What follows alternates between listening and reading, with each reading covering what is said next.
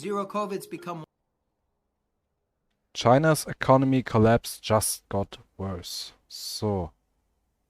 Englisch automatisch erzeugen. Automatisch übersetzen. Deutsch, Deutsch, Deutsch, Deutsch, Deutsch, Deutsch, Deutsch, Deutsch, Deutsch, Deutsch. Zero COVID's become one of the select drivers of global recession. If a company is relying on China for any type of material, if you slow China down, the world slows down. What's up guys, it's Graham here. So throughout the last few weeks, you'll probably come across some content referencing the downfall of China's entire economy, how it's positioned to collapse in the next 30 days, and why their debt crisis is spiraling out of control. In fact, I made a video covering several of those points just a week ago, which detailed just how badly their markets are being affected. But since then, China managed to do the unthinkable by lowering interest rates and injecting even more money into the economy as a last-ditch effort to stay afloat a little bit longer. See, not only are they experiencing one of the worst housing bubbles in history, but they're Gott sei Dank. Ich hoffe, China geht an ihrem Scheiß zugrunde. economic slowdown has already begun to impact the rest of the world. And there are some serious implications for all of us that you should be made aware of, because it's not a matter of if it's going to happen, but instead when. Gott sei Dank. So wie der Tod. Es ist sicher, dass das kollabieren wird. Und ich hoffe, die chinesische Regierung kann das nicht auffangen. That is something that needs to be addressed. Although before we start, I've heard reports of dislike bots attacking videos like this to suppress the information and prevent it from gaining any traction. So if you wouldn't mind doing me a quick favor and hitting the like button or subscribing for the YouTube algorithm, it would help out tremendously. So thank you guys so much. And now with that said, let's begin. All right, now up until recently, China was on an unstoppable trajectory set to overtake anyone or anything that stood in its way. That's because for the last 30 years, China's been at the forefront of production, international investment, and rapid productivity, all because of an exchange that occurred back in 1979, which gave China diplomatic relations with the United States and, by extension, the rest of the world. All of a sudden, China shared a common objective with the global economy, and with that door having been opened, money poured in. Countries from around the world invested in Chinese infrastructure, took advantage of low-cost labor, and helped bring much-needed funding to areas which were previously closed off. Even though this did bring down the cost for almost every item that we use day to day, the benefits for China were monumental. With all the increased trade and worldwide investment, 400 million people were lifted from poverty. Genau. Und damit kommt sehr viel Geld und sehr viel Einfluss, was schwierig ist. Und wenn sie sich nicht an die marktwirtschaftlichen generellen Gesetze halten und einfach alle möglichen Ideen klauen, ist das nochmal ein bisschen beschissener.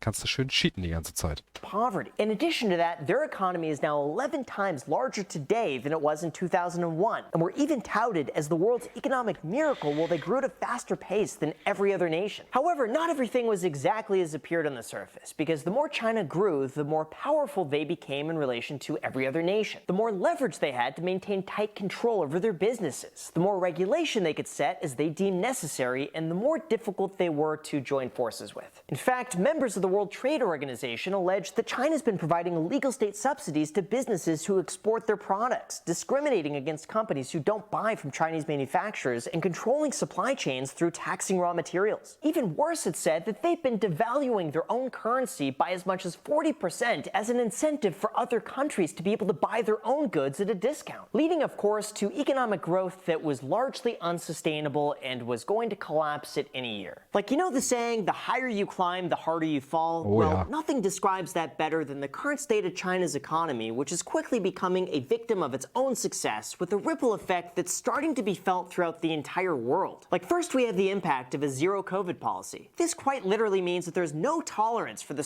Ja, es ist schön, dass die Leute in ihren Wohnungen verhungern. Das ist richtig smart. spread of COVID to the point where China will enforce strict lockdowns, maintain tight regulation, and do anything in their power to prevent the population from becoming infected. But it has begun to already take its toll. Chinese stocks have experienced their worst quarter in years. Their economy has begun to lose ground as global recession fears increase. Supply chains have continued to be severely impacted by a backlog of shipping, and their growth is expected to be non-existent. Not to mention, these policies are so strict that all citizens must use a health code app that dictates who can move around the capital and where. If your health code turns red, you're sent to isolation along with anyone you've come into contact with who could also be deemed as high risk. These implications implications have made their daily life a constant challenge, compounding even further on second, the real estate market. Just as China's economy had been rapidly expanding, nothing saw an increase as large as the housing market, where prices rose by nearly 700% from 2001 to 2017. In fact, the Chinese government recognized that this was becoming a major issue, so they imposed regulations on who was able to get a loan. But it was too little too late. Large developers took advantage of all the real estate enthusiasm by selling pre-built units that didn't even exist, with the assumption that they would be worth a lot more in the future by the time they were eventually complete. Citizens bought into completely vacant cities as a way to store wealth, and excessive demand meant that there was very little oversight to ensure that all of these properties were actually being built. Now, in a market that's constantly going up, this wouldn't be an immediate issue because developers could always raise more capital by selling even more pre-built units. But with sales having completely collapsed in their worst property downturn on record, those previous projects are now being completely abandoned, leaving buyers to fend for themselves and forcing them to make payments on a property that isn't even being built. And finally, the third nail in the coffin, the debt bubble. The Wall Street Journal reports that Das sind die ganzen toten Städte, die dann eingerissen und oder nicht benutzt werden?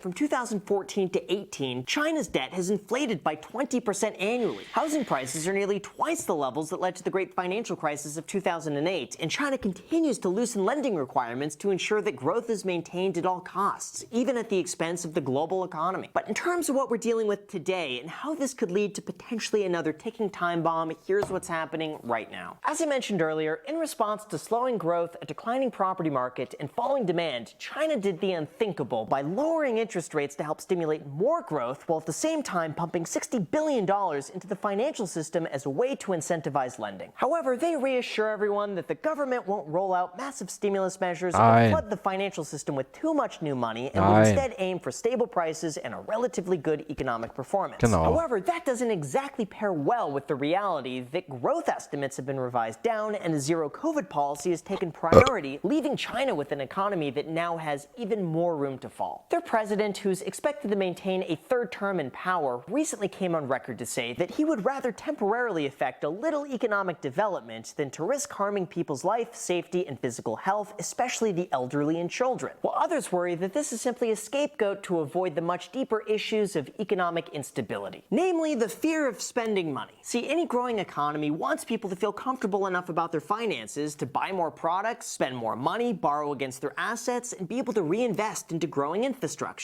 But with China's weakening outlook, more and more people are holding back, creating a self-fulfilling prophecy that prices are falling because people are not spending enough money because prices are falling, and that just repeats itself. It's also noted that Beijing's crackdown on real estate developers' reliance on debt also affects households' perceptions of wealth, as the majority is tied up in property. And this is especially true when 96% of the Chinese population is exposed to a real estate market that's declined for 11 months straight. As a result, April's retail sales fell 11% year over year, and in an effort to increase spending and boost the economy, the Chinese government issued what's called consumption vouchers. These are government-issued coupons that give discounts for shopping at various businesses, and the goal is that by offering an incentive to spend more money, people will in fact spend more money. So in terms of making the numbers seem better than they are, it's working. Proponents have noted that consumption vouchers have boosted spending by 3 to 10 times their face value, while others argue that it only helps the people who have the extra income to spend, without addressing the root cause of the issue and that China's economy is rapidly deteriorating. Now, in an ordinary market, such a rate cut and injection of money into the economy would be seen as a bullish signal for almost anything. But in this case, it's seen as a negative sign in a failing attempt to keep the economy running just a little bit longer. As Goldman Sachs pointed out, mortgage boycotts have made people a lot more reluctant to buy a home,